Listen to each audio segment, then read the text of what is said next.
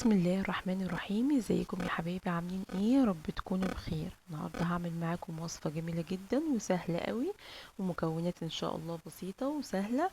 مش هتتعبوا فيها ان شاء الله، وان شاء الله تكون موجوده عندكم. النهارده باذن الله هنعمل كوكيز. الكوكيز ده عباره عن ايه؟ عباره عن كوبايه ونص دقيق، نص كوبايه سكر، وربع، ويعني ايه، ربع كاكاو، ومعلقتين كده زبده. بس الزبدة هتكون بدرجة حرارة المطبخ، ما تعملوهاش طالعة من الفريزر او التلاجة على طول، سيبوها ترتاح شوية عشان ما تحيركمش زي ما هي حيرتني كده. كل المكونات هنعملها كده على طول. حطينا السكر على الدقيق، على الكاكاو، بس يا ريت تكون كاكاو غير محلل، اللي هو دار كده بدون سكر، علشان تديكي لون حلو. وحطينا الزبدة، وهنحط كمان نص معلقة بيكنج باودر بالشكل ده كده. وخلاص، وديت مكوناتنا، ودي مكونات الكوكيز، سهلة جدا وسريعة ومفيهاش اي مشكلة. كان عندي شوية كده شوكليت شيبس حطيتهم. لو انت عندك مثلا كيك بتاع ده شوكليت كده، قطعيها حتت صغيرة تحطيها، برضه بتدي طعم حلو قوي.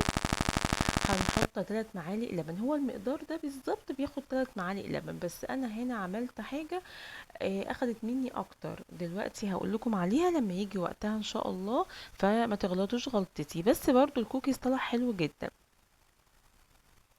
هنا ايه بقى اللي انا عملته؟ ان انا حطيت اللي هنا الزبدة متجمدة، ما حطيتهاش لينة. فانا علشان انا يعني اخليها تطرى، حطيت لها شوية لبن سخنين كمان. فاللبن اللي انا حطيته هيخليني اضيف كمان دقيق. فبلاش تغلطوا الغلطة دي، فهي بصراحة دوختني جدا الحركة دي. فانتي لو عملتيها لينة على طول، مش هتاخد معاكي اي حاجة، يعني لا دقيق ولا لبن ولا اي حاجة هتحتاجها، والعجينة هتطلع مظبوطة جدا. بس هي برضو طلعت حلوة جدا. يعني هي في كل الحالات هي طلعت حلوة، يعني الحمد لله. بس عشان ما تدوخيش الدوخة اللي انا دختها دي. هي من الكوكيز من وصفات ليه كتيرة جدا. دي وصفة من وصفاته السريعة والحلوة جدا. فهو بصراحة بيتنوع بوصفات كتيرة قوي، بشوكلت او غير شوكلت، هو بيطلع جميل بصراحة، والعيال كلها بتحبه، واحنا كمان بنحبه جدا. هنا طبعا انا بوريكم الحوسة اللي انا بقيت فيها، فحطيت شوية بقى دقيق كده عشان بس الم العجينة. هي عجينتها ما بتبقاش ملزقه قوي ولا ماسكه قوي، يعني ما تقوليش هي بتبقى ناشفه شبه البسكوت كده، لا هي ما بتبقاش ناشفه. وبيبقى اشكالها عشوائيه كده، ما بيبقى لهاش شكل معين. انت بتحطيها كوره كده.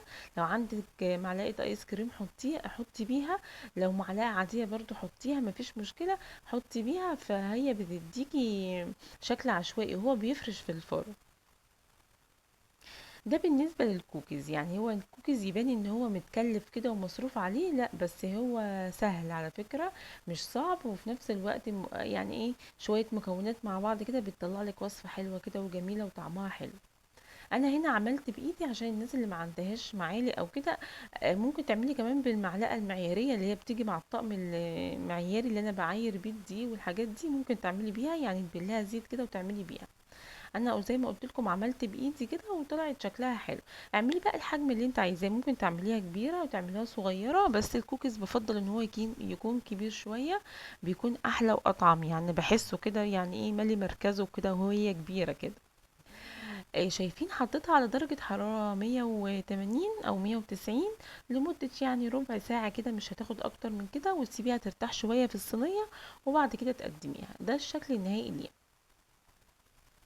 شكلها حلو جدا وطعمها لذيذ، ومفيهاش بيض، بما ان البيض غلا الايام دي قوي. مفيهاش بيض، وهتطلع برضو كوكيز حلوة جدا. يعني ناشفة من جوه كده، وطري من بره، وطرية من جوه. بصراحة طعمها حلو، والشوكليت شيبس سايح كده فيها، مديها لون وطعم برضو ايه، غني كده ولذيذ. بتمنى طبعا تجربوا الوصفات دي. الحاجات دي بتبقى حلوة جدا في اللانش بوكسات، بتبقى حلوة الصبح مع كوباية قهوة للفطار. لها يعني لها حاجات كتيرة ممكن تستعمليها فيها. يعني لو حطيت للأولاد كده اتنين ولا حاجة مع السندوتشات في اللانش بوكس، مع ثمرة فاكهة كده، مع حاجة خضار خيار، أي حاجة من دي، الموضوع بيبقى حلو جدا وبيديهم باور كده، وهم في المدرسة عبال ما يرجعوا البيت إن شاء الله وياكلوا بإذن الله.